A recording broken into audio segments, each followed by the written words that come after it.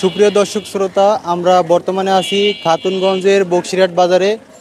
এই বাজারে কথিত আছে যে বাঘের দুধ থেকে শুরু করে মরা মানুষের চুল পর্যন্ত বিক্রি করা হয়। বিভিন্ন মানুষের বিভিন্ন ধরনের মতামত আছে, আপনাদেরকে জানানোর চেষ্টা করব এবং আপনাদের মাঝে এই ভিডিওটি শেয়ার করব। আশা করি আপনাদের ভালো লাগবে। আমরা গত পর্বে গিয়েছিলাম বক্সিরহাট বাজারের পীতম্বর সাহার দোকানে বাঘের দুধ দেখতে। লোকমুখে আমরা বাঘের দুধের বিভিন্ন গল্প শুনলেও বাস্তবে কিন্তু বাঘের দুধ দেখতে পাইনি। শুধুমাত্র একটি পাত্রে লেখা ছিল বাঘের দুধ।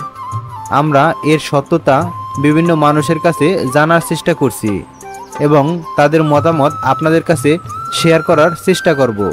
ভিডিওটি ভালো লাগলে অবশ্যই ভিডিওটি শেয়ার করবেন। পীতম্বর সাহার দোকানের বাঘের দুধের সত্যতা জানতে আমরা এখন চলে এসেছি